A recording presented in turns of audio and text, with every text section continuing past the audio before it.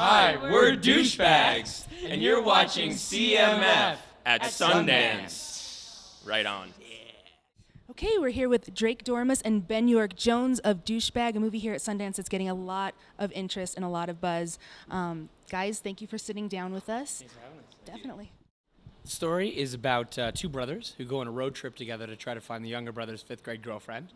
And the movie came about when Ben's brother, Andrew Dickler, was making a movie with him. He was the editor on the film, and he'd never acted before, and he was so unique and so interesting. I asked him to be in the film and play Ben's brother. I play a kind of smart but cynical young aspiring painter who's been living in the shadow of his older brother for a long time, and they're just coming together for the first time in about 2 years, and so they kind of go at it, yeah. What was the process of trying to get this movie made, getting funding, getting Marguerite attached, things like that?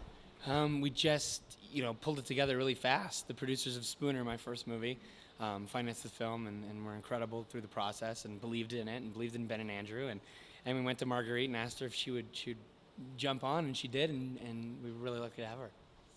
What was that like, working with someone who, stays behind the scenes more often? Well, Andrew's surprisingly natural. I mean, as an editor, he knows how to make a story, and it just somehow very naturally for him translates into acting. He's able to do that as well. So, I mean, although he's never acted in anything really, it was no different than working with anyone else. He was fantastic, Just making a movie at this budget, it's really tough. I mean, you have to know, what you're doing and where you're going and what you want, or else, you can get into trouble and you can get shut down. And we were lucky enough to steal a lot of stuff, and hopefully we'll never get sued for shooting there. And, it's just it's a grind, but it's really fulfilling. Mm-hmm. Was there anything that you struggled and ended up having to cut because of lack of resources, or just couldn't make it work? Anything that Ben's in, they had to cut because it didn't work. He was nice enough to give me credit, but I'm not in it actually.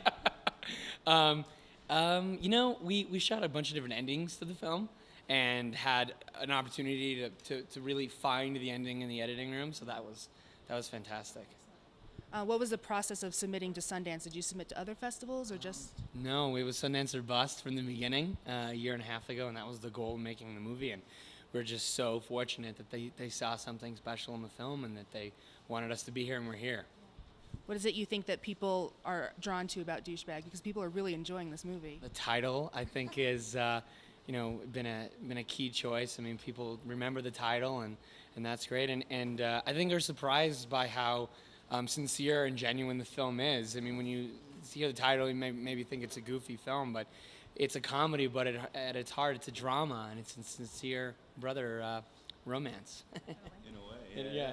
It's kind of a love story, but just a different kind, It's about two brothers finding each other and realizing that, and finding mutual respect when there was none before, What is your ultimate goal for Douchebag? Where would you like to see your movie go? For as many people to see it as possible. We're just so excited to be sharing it with the people here, and we'd love for people to see it. As many people to see it. And for Ben to, actually be respected, because now he's not. Yeah. Before he wasn't. Just kidding. Yeah. No, I'm so excited for Ben. Ben and I have been friends for the past 11 years and kind of grew up together, essentially, and started making movies together. And for Ben to be starring in the first film that I'm able to bring to Sundance is really special. Do either of you guys have something you're working on now that's coming up that you want to talk about? Ben's a writer, and he's writing some great stuff, so you can talk. Yeah, there are a few things I'm writing. I'd like to continue, to pursue acting, but writing is I think in filmmaking, writing is probably the closest thing to acting, maybe, because you're playing all the characters while you're writing, So, working on scripts. Totally. No, I've said it a couple days ago. Making a movie this year, another movie this year, because it's just it's too much fun not to. So. One last question, any tips for student filmmakers out there, struggling with finding a good story or just actually making a movie?